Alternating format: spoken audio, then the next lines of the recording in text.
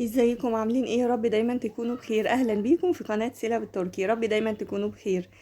النهاردة ان شاء الله هنعمل وصفة من المطبخ التركي.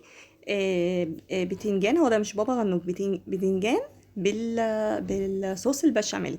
تعالوا بقى نشوف هنعمل ايه في الوصفة. زي ما انتم شايفين كده احنا الاجواء كانت رمضانيه. انا كنت مجهزه فيديوهات وكنت هنزلها، بس للاسف كان حاصله ظروف فما عرفتش انزلها، فبنزلها الوقت. هي عموما الوجبات اللي كانت بتتعمل زي وصفه زي كده ممكن تتعمل سواء رمضان او غير رمضان. انا معايا هنا 4 بتنجان و بعمل فيه ثقوب كده، وهسيبه في الفرن لحد ما يبقى طري وبعدين اقشره. هسيبه بقى في الفرن آه، على درجة متوسطة، او على كل واحد على حسب الفرن بتاعه. بصوا هنا بقى انا معايا نص كيلو لحمة مفرومة بالبرغل. يعني احنا هي دي كفتة برغل في الاصل، بس انا هضيف عليها هنا نفس الخطوات اللي هي بتاعت اللحمة المفرومة الصافي، بتاعت الطريقة بتاعت التركي بالظبط. انا معايا هنا كيس فيجيتار، وخلطة الكفتة ده كيس خلطة الكفتة، ولا ده كان ايه؟ اه، خلطة الكفتة. وده هنا كيس الفيجيتار، حطيت معلقة، هو الكيس كله على بعضه معلقتين. انا هضيف هنا بضاية. بعد كده طبعا هضيف ال انا هنا هقلبها. المفروض كان في بقدونس، بس للاسف بعد ما عملتها اه انا هنا علشان تمسك شويه ضفت تاني شويه من البقسماط. عايزه اقول لكم بقى ان انا نسيت اضيف البقدونس، بس انا بعد ما عملتها يعني وكده عملت كام حاجه رجعتها تاني وضفت البقدونس. يعني المهم افتكرت. جبت زيت اهو، بعمل ايدي كده في الزيت اهو. حطيت هنا ملح، نسيت اقول لكم حطيت شويه ملح، بس كنت حاطه عليها ملح قبل كده، بس انا يعني زودت حبه كمان.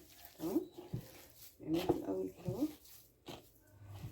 خلاص، صوت الزيت مش بيخليها تلزق في الايد. حط شويه من الزيت في ايدنا، نجيب قطعه صغيره اعملها كوره. زي ما انتم شايفين كده كانت اجواء رمضانيه، كنت حاطه الزينه والحاجه دي. الفيديو ده انا ما عرفتش انزل في رمضان، كان عندي ظروف، بس انتوا عارفين مهما غيب برجع انزل لكم فيديوهات اول باول تاني. بصوا بقى يا حلوين، انا هنا نسيت احط جايبه نص حزمه من البقدونس ونسيت احطها عليه، فجبت الكور اللي انا عملتها حطيتها تاني اهيت، وهدمجها برضو على بعضها عشان يبقى بالبقدونس. عارفين بقى الدنيا صيام، التركيز عندي زيرو. ادمجها بقى كلها كده على بعض. بسم الله الرحمن الرحيم.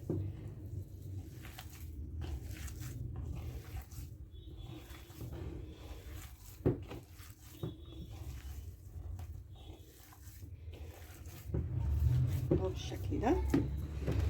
نبتدي بقى نجيب الاصابع، عفوا، نجيب بقى الزيت. ماشي اهو زي ما احنا اتفقنا، نجيب الزيت كده اهو، ونجيب كوره، قصدي قطعه من الكفته، نعملها كده. وبعدين انا هضغط عليها كده اهو.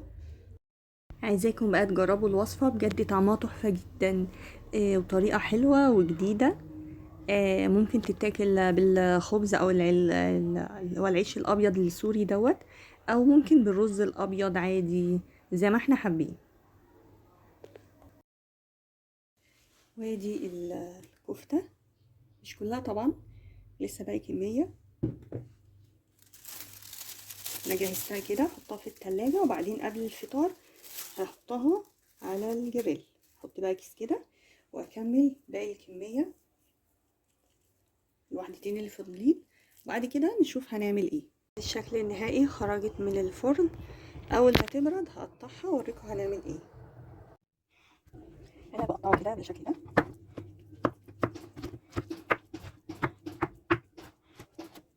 ممكن نحطها في الكبة تتفرم برضو. بس كده انتهيت من تقطيع الباذنجان، خلاص خلصته. تعالوا بقى نشوف هنعمل ايه. انا هنا بضيف بقى اخر حاجة في المرحلة الاخيرة معلقة من الزبدة معلقتين، وبعدين بضيف شوية من الزيت عشان اعمل صوص البشاميل. هنا بقى انا بضيف هنا بشوح بقى البتنجان، عفوا بشوح الكفتة اللي كنت حطاها في التلاجة، وبعدين انا بشوحها. معلش بقى الدوشة بتاعت بره، الدوشة اللي سامعينها دي بره البيت اصلا يعني. على فكرة بصوا التسجيل ده انا مسجلاه اللي هو في العيد اصلا يعني. انا كنت عاملة الفيديو وحطاه عندي.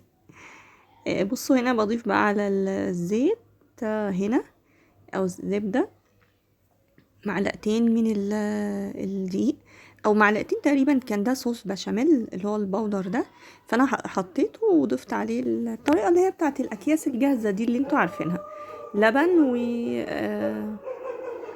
وبتاع ده. ثانيه واحده، معلش بقى صوت الدوشه بره والكلاب بره. بصوا هنا المهم بقى احنا عملت الصوص البشاميل كده خلاص. بضيف بقى ايه، بصوا البدنجان او الباذنجان بضيفه بقى في الصوص البشاميل كده زي ما انتم شايفين. بعدين بقلبه. عايزه اقول لكم بقى اليوم ده كان عندي لبن بودر، فحطيت ميه عليه لبن بودر، فعشان كده تحسوا مش ابيض قوي.